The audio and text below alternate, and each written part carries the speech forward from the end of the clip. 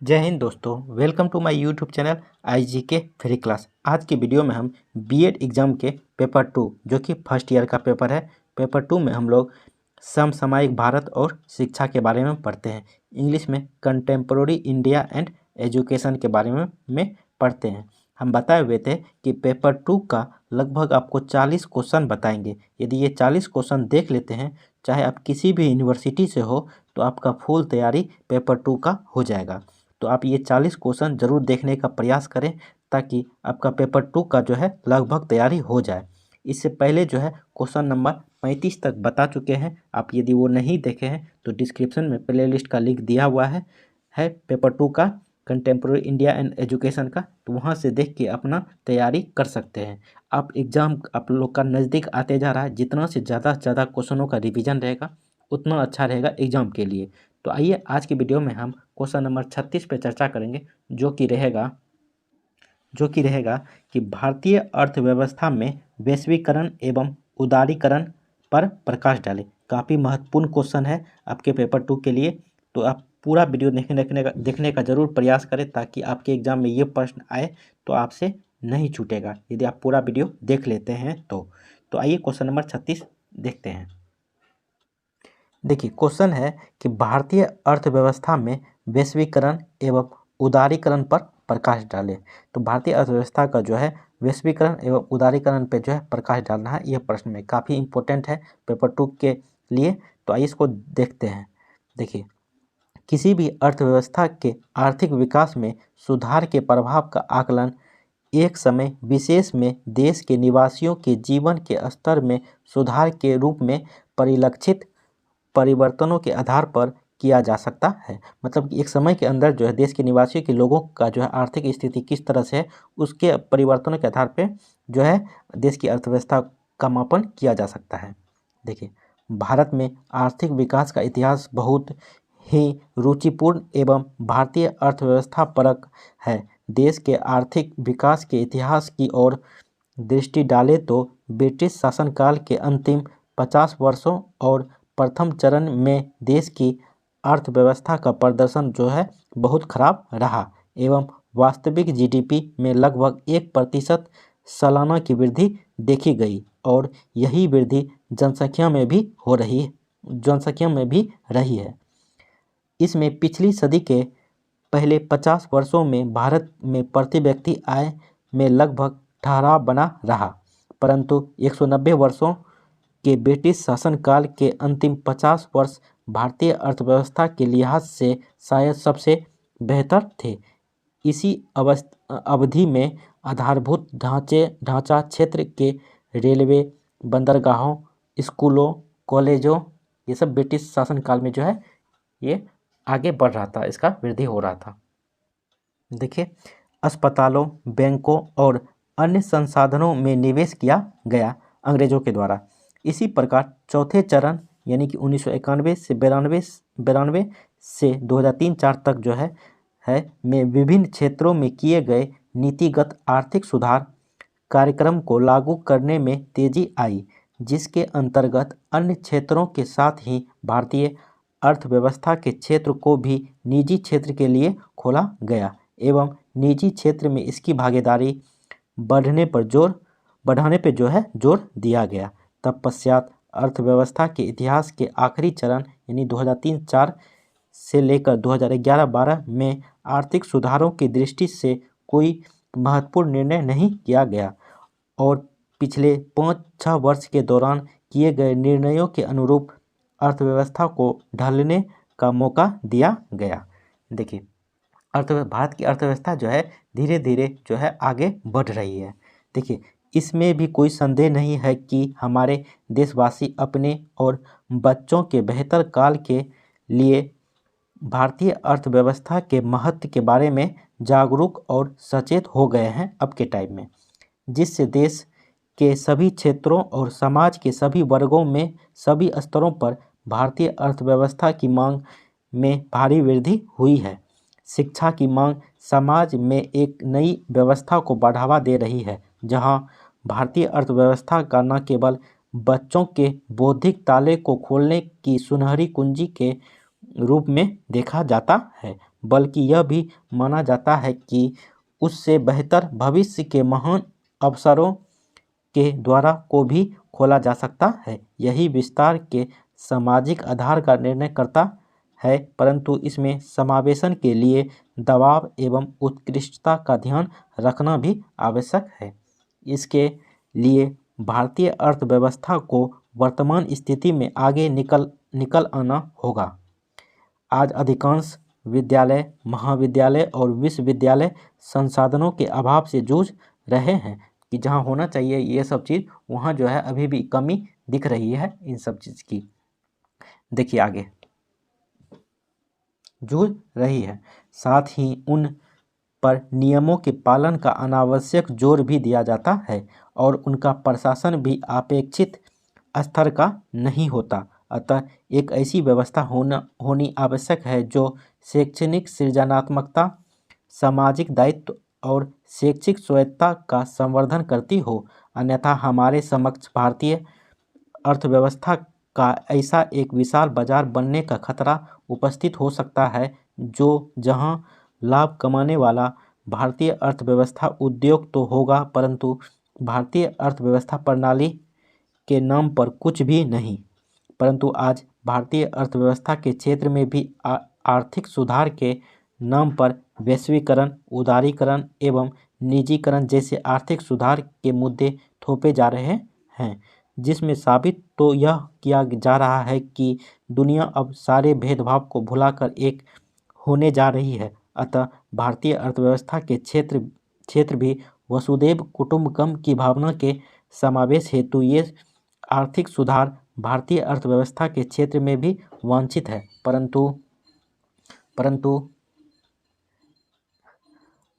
परंतु स्थिति इसके विपरीत ही दिखाई देती है क्योंकि इन आर्थिक सुधारों के नाम पर भारत में नहीं पूरे विश्व में एक ऐसी पूंजीवादी, साम्राज्यवादी एवं उपनिवेशवादी विश्व व्यवस्था का अभियान चल रहा है जिससे भारतीय अर्थव्यवस्था का हक कुछ मजबूत हाथों में जाता हुआ एवं निर्बल वर्गों के दायरे में छूटता हुआ सा महसूस हो रहा है। अतः अब हम भारतीय अर्थव्यवस्था में आर्थिक सुधारों का वर्णन इन्हीं दो क्रियाओं के संदर्भ में करेंगे। तो दो क्रिया क्या है? पहला है भारतीय अर्थव्यवस्था में वैश्वीकरण आर्थिक सुधार के रूप में, दूसरा है भारतीय अर्थव्यवस्था में उदारीकरण आर्थिक सुधार के रूप में। इन दोनों के आर्थिक सुधारों पे जो है प्रक्रिया जानने का प्रयास करेंगे कि ये दोनों किस तरह से भारतीय अर्थव्यवस्था को प्रभावित किया है। पहले जानते हैं भारतीय अर्थव्यवस्था में वैश्वीकरण। देखिए, वैश्वीकरण या भूमंडलीयकरण की प्रक्रिया ने संपूर्ण मानव जाति में अपना एक विशेष, आइए आगे देखते हैं, एक विशेष स्थान बनाया है। इसने मानव जीवन के लगभग प्रत्येक क्षेत्र को प्रभावित किया है। सामाजिक, आर्थिक, राजनीतिक एवं सांस्कृतिक आदि सभी क्षेत्र इसके प्रभाव से अछूते नहीं हैं। सामाजिक, आर्थिक एवं राजनीतिक परिवर्तन सदैव शिक्षा को प्रभावित करते हैं। 20वीं शताब्दी के अंतिम 2 दशक में राजनीतिक एवं आर्थिक परिवर्तनों ने 21वीं शताब्दी का प्रारंभ भूमंडलीकरण की तीव्र प्रक्रिया के साथ किया गया। 21वीं शताब्दी के आरंभ में ये जो है भूमंडलीकरण यानी वैश्वीकरण की तीव्र प्रक्रिया के साथ किया गया। आधुनिक युग में वैश्वीकरण एक ऐसी प्रक्रिया है जिसके माध्यम से देशों की अर्थव्यवस्था एकीकृत की जाती है। अतः किसी वस्तु, सेवा, विचार पद्धति अथवा सिद्धांत को विश्वव्यापी बनाना ही उस वस्तु, सेवा, विचार पद्धति अथवा सिद्धांत का वैश्वीकरण कहलाता है। अथवा एक देश का अन्य देशों के साथ वस्तु, सेवा, पूंजी एवं बौद्धिक संपदा का अप्रतिबंधित आदान प्रदान ही वैश्वीकरण कहलाता है। मतलब कि एक देश दूसरे देश को जो है इन सब चीज़ों का आदान प्रदान कर जो करता है उसी को जो है वैश्वीकरण कह सकते हैं। देखिए, अतः जैसे कि नाम से ही स्पष्ट है कि वैश्वीकरण राष्ट्रीय दायरे से ऊपर उठकर अंतर्राष्ट्रीय स्तर पर सभी राष्ट्रों से संबंधित अवधारणा का विचार है। यह एक ऐसे विश्व की कल्पना है जिसमें कई देशों द्वारा सीमा पर लगाए गए प्रतिबंधों एवं अवरोधों को समाप्त कर वस्तुओं एवं सेवाओं के मुक्त आवागमन की व्यवस्था की जाती है। मतलब एक देश दूसरे देश में जो व्यापार करता है तो इसमें जो है जो सीमा पे जो है जो काफ़ी लचीलापन रखा जाता है एक दूसरे से कि ताकि दूसरे देश का सामान दूसरे देश में जाके बिक सके, व्यवस्था की जाती है। आधुनिक युग में यह अवधारणा आर्थिक क्षेत्र से जुड़ी हुई है। विश्व का कोई भी राष्ट्र स्वयं को पूर्ण रूप से आत्मनिर्भर कह सकता है, वह किसी न किसी आत्मनिर्भर नहीं कह सकता है। मतलब कोई भी देश जो है अपने ऊपर आत्मनिर्भर नहीं है, वह किसी न किसी वस्तु को जो है एक दूसरे देश से मंगवाता ही है। वही है वह किसी न किसी वस्तु या सेवा के लिए किसी अन्य राष्ट्र पर निर्भर करता है। इसी से आपसी सहयोग का सिलसिला शुरू हो जाता है। वैश्वीकरण में दो परस्पर क्रियाओं के साथ साथ कार्य करती है। एक क्रिया सजातीयकरण की है तो दूसरी विशिष्टीकरण की है। इस भूमंडलीकरण में स्थानीय और वैश्विक लोग एक ही कड़ी में बंध गए हैं और पूरे विश्व एक परिवार हो गया है। भारत में पुरातन काल से ही वसुदैव कुटुंबकम अर्थात सारा विश्व परिवार के समान है कि अवधारणा को जो है स्वीकारा गया है। ये शुरू से ही भारत में चलता आ रहा है। आइए आगे देखते हैं। देखिए, इसी अवधारणा के आधार पर ही संचार के साधन, सूचना तकनीक और आवागमन के साधन अंतर्राष्ट्रीय संबंधों को जोड़ने का काम कर रहे हैं। ये समस्त प्रतिक्रियाएं विश्व के समस्त संबंधों को घनिष्ठता प्रदान कर रही है। वैश्वीकरण के संबंध में अनेक विद्वानों ने अपने विचार दिए हैं। तो आइए देखते हैं। एक विद्वान थे पी रॉबर्टसन के अनुसार जो है भूमंडलीकरण या वैश्वीकरण आधुनिकीकरण और उत्तर आधुनिकीकरण का एक अंग है। ये पी रॉबर्टसन का मानना था। लेंचनर एक विद्वान थे। इनके अनुसार जो है वैश्वीकरण का अर्थ वैश्विक संबंधों का विस्तार, सामाजिक जीवन का विश्व स्तर पर संगठन तथा विश्व चेतना का विकास से है। देखिए, प्रमुख रूप से जो है अर्थशास्त्र में वैश्वीकरण का क्या अर्थ होता है उसको देखते हैं। देखिए, अर्थशास्त्र का शब्दकोश के अनुसार वैश्वीकरण का अर्थ है कि विश्व अर्थव्यवस्था में बढ़ते हुए आर्थिक एकीकरण और राष्ट्रों के बीच बढ़ती आपसी विभाजन की प्रक्रिया है। यह केवल वस्तुओं, सीमाओं, पूंजी, तकनीक एवं लोगों की सीमा पर बढ़ती हुई गतिशीलता से नहीं हुई वरन उस आर्थिक संगठन से भी जुड़ी है जो राष्ट्रीय सीमाओं को पार कर देती है। देखिए, उपयुक्त विवेचन से स्पष्ट है कि वैश्वीकरण से आशय लोगों एवं विचारों के मुक्त प्रभाव से है, जिससे एक स्थान से हो रहे विकास का लाभ अन्य लोग भी उठा सके। इसका प्रभाव प्रत्येक स्थान पर पड़ता है। वैश्वीकरण से जहाँ कुछ लाभ है तो दक्षता में वृद्धि, लोगों एवं विचारों का मुक्त प्रभाव, उदारीकरण की प्रक्रिया एवं सामाजिक दबावों से मुक्त उत्पादकता। आइए आगे देखते हैं। देखिए, में वृद्धि एवं औद्योगिकरण में लाभ राष्ट्र एवं देशों के बीच बंधनों की समाप्ति आदि। तो इसके कुछ नकारात्मक प्रभाव भी हैं। तो वैश्वीकरण का जो नकारात्मक प्रभाव है उसको देखते हैं। जैसे गरीबी एवं अमीरों का अंतर बढ़ना, आर्थिक नीतियों का देश के अधिकार में न होकर विश्व बैंक एवं अंतर्राष्ट्रीय मुद्रा कोष के हाथ में होना, सांस्कृतिक मूल्यों में बदलाव जिसमें मानवीय मूल्यों का स्थान उपभोक्ता मूल्यों ने ले लिया है एवं सांस्कृतिक मूल्यों का पतन हो रहा है, लघु उद्योगों का विनाश एवं पर्यावरण का क्षय हो रहा है। इसके साथ ही इसका प्रभाव शिक्षा पर भी पड़ा है। तो देख लीजिए वैश्वीकरण। अब जानते हैं भारतीय अर्थव्यवस्था में उदारीकरण से आप इसको कैसे समझ सकते हैं। देखिए, उदारीकरण से तात्पर्य भारत में कुछ निश्चित सुधारों एवं नीतियों में शिथिलता प्रदान करने से है। मूल रूप से उदारीकरण का प्रयास आर्थिक उदारीकरण के संदर्भ में प्रयुक्त होता है। चूँकि भारत आर्थिक रूप से उदार होते हुए भी यहाँ की शिक्षा प्रणाली उदार नहीं है। इसके कई कारण हैं, जिनमें से एक कारण यह है कि राष्ट्रीय शिक्षा उद्यम प्रतियोगिता नहीं चाहता एवं सरकार स्वयं से पूर्ण नियंत्रण खोना चाहती है। भारत में उच्च शिक्षा प्रणाली संबद्धता के बोझ तले एवं स्वायत्तता के अभाव से ग्रस्त है। इसमें लचीलेपन का अभाव है। उच्च शिक्षा की वास्तविक कमजोरी इसके संगठनात्मक ढांचे में ही है और इसलिए अंतर्दर्शन एवं प्रत्यक्षीकरण की भी आवश्यकता पड़ती है। जनता का दृष्टिकोण भी शॉर्टकट अपनाने एवं आसानी से गुणवत्ता युक्त प्रबंधन के बजाय केवल प्रणाली का विस्तार करने से जो है देखिए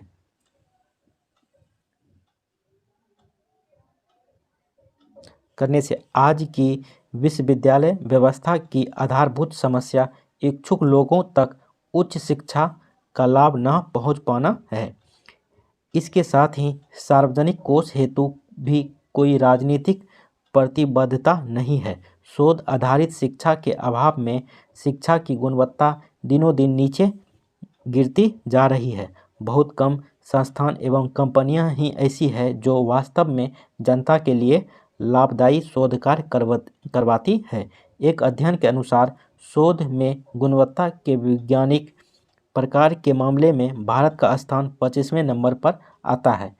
एक ऐसे देश में जिसकी शैक्षिक प्रणाली के प्रतिवर्ष लगभग 2.5 करोड़ लोग स्नातक हो रहे हैं। ये आंकड़े वहाँ की अज्ञानता के प्रतीक हैं। भारत में 60% साक्षरता दर के कारण वह देश युगांडा, मालवा, सूडान, घाना जैसे देशों की श्रेणी में शामिल है। देखिए, उदारीकरण के अर्थ को जानने से पूर्व हमें सन 1990 के आर्थिक संकट का सामना करने हेतु भारत सरकार द्वारा अपनाई गई नई आर्थिक नीति के बारे में जानना आवश्यक है, जिसके अंतर्गत निम्न 3 घटक सम्मिलित है। तो ये 3 घटक क्या क्या है उसको जानने का प्रयास करते हैं। देखिए, पहला है उद्योग और व्यापार के लिए लाइसेंस के स्थान पर उदारीकरण की नीति को अपनाना। दूसरा है उद्योगपतियों के लिए कोटा प्रणाली के स्थान पर निजीकरण की नीति को अपनाना। तीसरा है आयात तथा निर्यात के लिए परमिट के स्थान पर वैश्वीकरण की नीति को अपनाना। देखिए, इस प्रकार 1991 में LQP के स्थान पर LPG की नीति का प्रतिस्थापना हो गई एवं नई आर्थिक नीति के अंतर्गत 3 तत्व उदारीकरण, निजीकरण एवं उदारीकरण से जोड़ दिए गए। इस आधार पर उदारीकरण का अर्थ है कि सरकार द्वारा लगाए गए प्रत्यक्ष या भौतिक, आइए आगे देखते हैं, नियंत्रणों से अर्थव्यवस्था की मुक्ति। सन 1991 से पहले सरकार ने घरेलू अर्थव्यवस्था में निजी उद्यमों पर कई प्रकार के नियंत्रण लगाए थे, जैसे औद्योगिक लाइसेंस व्यवस्था, वस्तुओं पर वित्तीय नियंत्रण, आयात लाइसेंस, विदेशी मुद्रा नियंत्रण, बड़े व्यापारिक घरानों के निवेश पर प्रतिबंध आदि। सरकार ने यह अनुभव किया कि इन नियंत्रणों के फलस्वरूप अर्थव्यवस्था में कई कमियां उत्पन्न हो गई थी। जो ये लागू किया गया था, इसके बाद पता चला कि अर्थव्यवस्था में जो है कई कमियां उत्पन्न हो गई, जिसके कारण भ्रष्टाचार, अनावश्यक विलंब तथा अकुशलता पनप रही थी।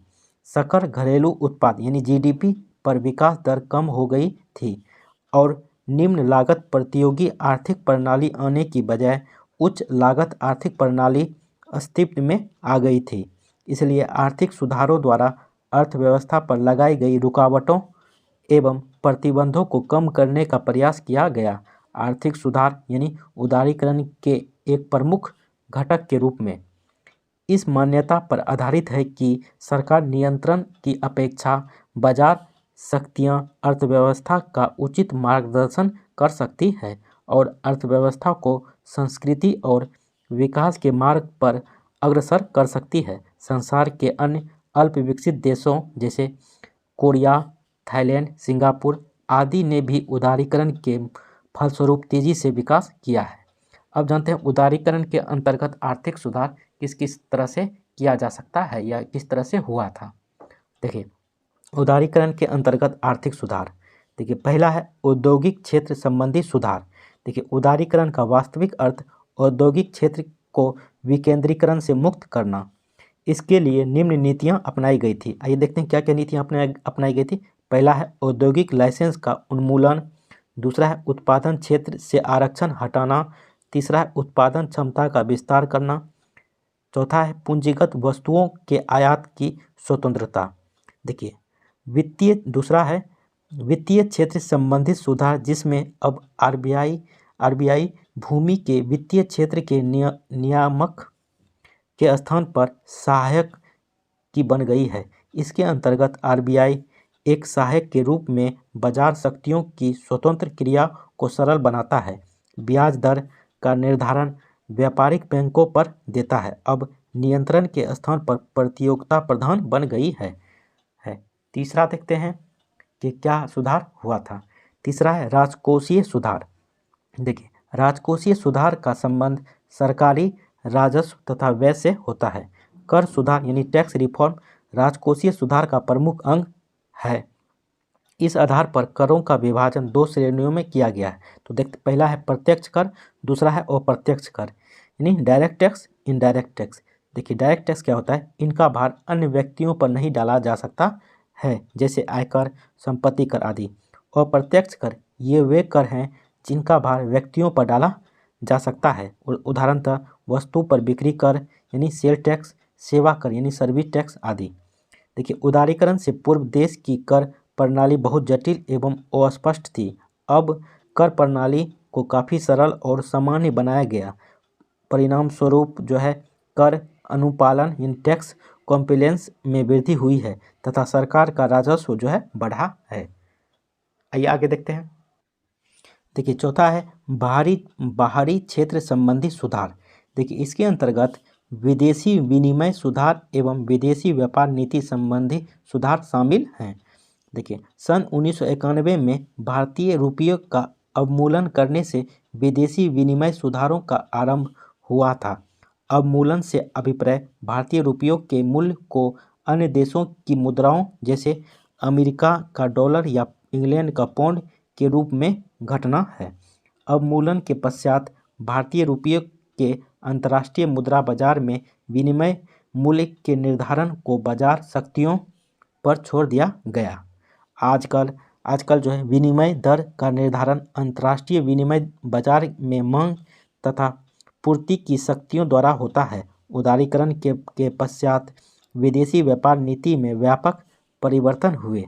आयात निर्यात की अनेक मदों से सीमा शुल्क की पाबंदियों को या तो पूर्णतः हटा दिया गया या उनमें कमी की गई। छोटे उद्योग का संरक्षण देने की नीति भी समाप्त कर दी गई है या कमी की गई है। विकास का निर्देशन चिन्ह कार्यकुशलता रखा गया है, केवल विस्तार नहीं। देखिए स्पष्ट है कि उदारीकरण के पश्चात व्यापार नीति ने भारतीय बाजारों को शेष विश्व के साथ जोड़ दिया गया, जिससे कि आर्थिक विकास में विश्वव्यापी प्रतिस्पर्धा द्वारा वृद्धि की जा सके न कि गैर प्रतियोगी नियंत्रण तथा संरक्षण किया जा सके। तो देख लिए कैसा लगा वीडियो, कमेंट करके ज़रूर बताएं। आगे आने वाली वीडियो में हम आपको क्वेश्चन नंबर 37 पे चर्चा करेंगे, जो कि काफ़ी इंपॉर्टेंट क्वेश्चन है पेपर 2 का। मध्याह्न भोजन योजना कार्यक्रम जो है इसका समीक्षा कीजिए। मध्याह्न भोजन कार्यक्रम यदि मिड डे मील का जो कार्यक्रम चलाया जा रहा है सरकार के द्वारा, इसका समीक्षा करना है। तो आगे आने वाले वीडियो में हम क्वेश्चन नंबर 37 पे चर्चा करेंगे।